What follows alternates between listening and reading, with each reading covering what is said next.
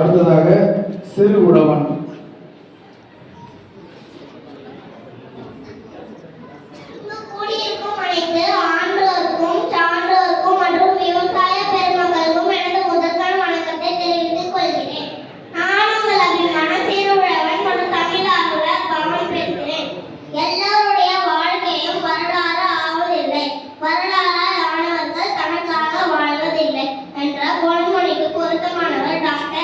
அப்துல் கலாம் ஐயா அவர்கள் ராமேஸ்வரத்தில் 1931 ஆண்டு அக்டோபர் 15ஆம் நாள் ஜெயலலிதாவுக்கும் ஆசியா அம்மாவுக்கும் மகனாக பிறந்தார்.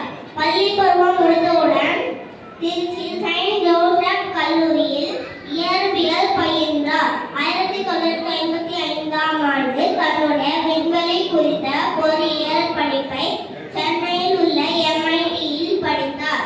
1960 வானூர்தி அபிவிருத்தி அமைத்தல் பிரிவில் விஞ்ஞானியாக பணிபுரிந்தார். இஸ்ரோ இந்திய விண்வெளி ஆராய்ச்சி கூடத்தில் பணியில் சேர்ந்தார்.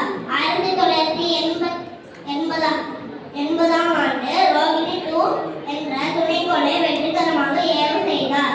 1999ஆம் ஆண்டு பொக்ரான் அணுசோதனை முக்கிய பங்கு வகித்தார்.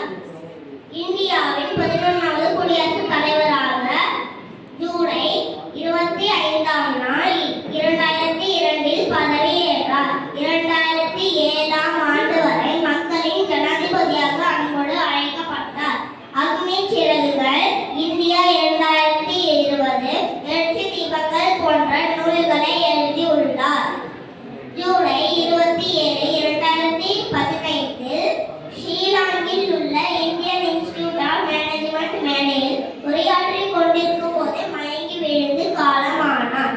Simplicity is not an important point. நமக்கு வாழ்க்கையில எப்போதுமே வாய்மை வேண்டும். அதாவது உண்மையை பேச வேண்டும், உழைக்க வேண்டும், துன்பத்தை கண்டு பயப்படக்கூடாது என்ற கனவுகளின் நாயகன் டாக்டர் APJ அப்துல் கலாம் ஐயா அவர்களின் வழி நடப்போம் என்று கூறி எனக்கு வாய்ப்பு அளித்தமைக்கு நன்றியை தெரிவித்துக் கொள்கிறேன்.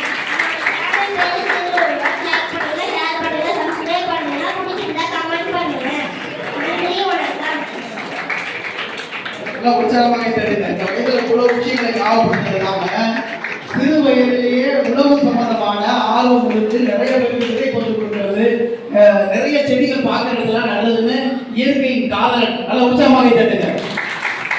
அடுத்ததாக தயாநிதி, தருமபுரி தயாநிதி.